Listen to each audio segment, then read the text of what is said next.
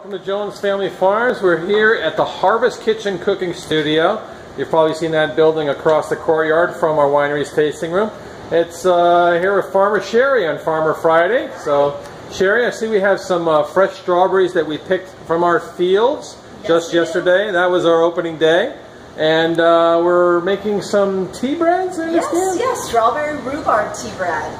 Oh, terrific. So this is something new that we're trying for our winery's tasting room? Terrific. Absolutely. We're always looking for new products that we can make with strawberries, and today it's strawberry rhubarb tea bread. Wow, that's terrific. So even at the farm where we've had strawberries for years, we're always looking for new ways to use the strawberries.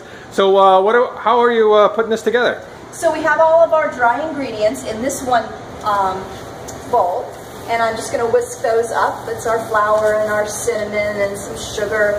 There's a little bit of grated frozen butter in there to make it extra delicious. And then in here we have all of our wet ingredients, so our eggs and our milk and our cooked strawberries and rhubarb, and then we have some fresh strawberries as well. And you saw me when you first came in, I was chopping up some extra strawberries because you can never have too many in there. Oh man, that smells so good.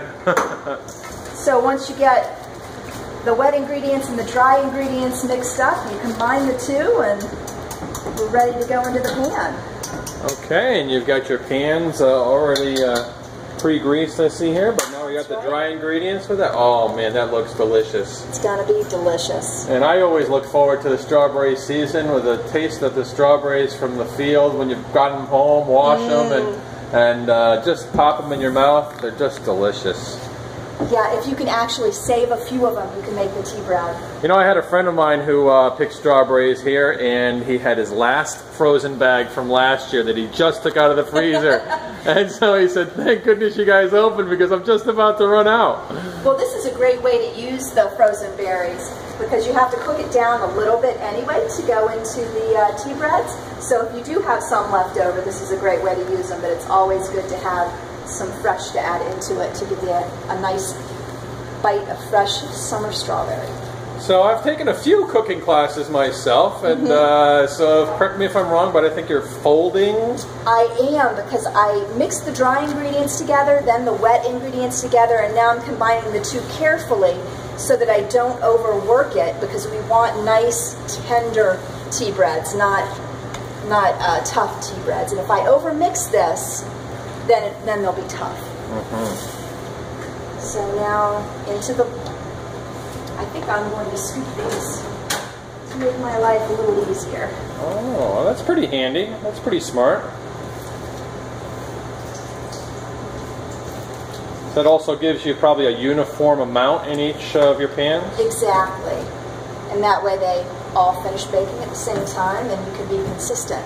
Terrific. Somebody was telling me the other day about dehydrating strawberries, and they use a, is it an egg slicer to get uniform? Yeah, it's great. It's great because they're all the exact same thickness, and dehydrated strawberries are delicious. I love to eat them just plain. I like to put them on my oatmeal, on my cereal. They're actually great in something like this as well. And you can even make strawberry dust out of it, and that on a little bit of ice cream is fantastic.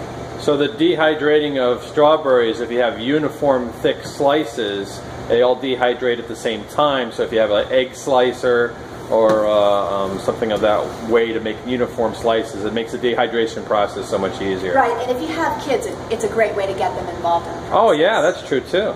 Yeah. Yeah, nothing like taking some dehydrated strawberries out, putting on your granola mix in the morning, or just so many ways you can use them. That's fantastic. Sangria. Oh, sangria, now you're talking. So we combine some of our Vidal Blanc from next door, chill that up nicely, throw some dehydrated strawberries in there. It'll turn it a beautiful color pink, and it'll be delicious. Oh, that's a great idea. You're full of great ideas, Sherry. I'm so glad you're here on the farm.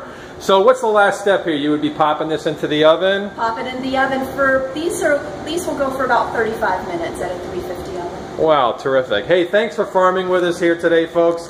Want to remind you that if you are coming out for strawberries, we have varied hours as we get started in these early season berries. So call our crop report number. It's 203-929-8425. and you'll learn what fields we are at that day and what our hours are when we get started here. Of course, you can go to our website, jonesfamilyfarms.com, learn all about strawberries, the cooking classes that we offer here, and the winery activities. As a reminder, the winery is now open for June summer hours, Thursday, Friday, Saturday, and Sunday from 11 a.m. till 5 p.m. Everybody make it a delicious day. Thanks. So long.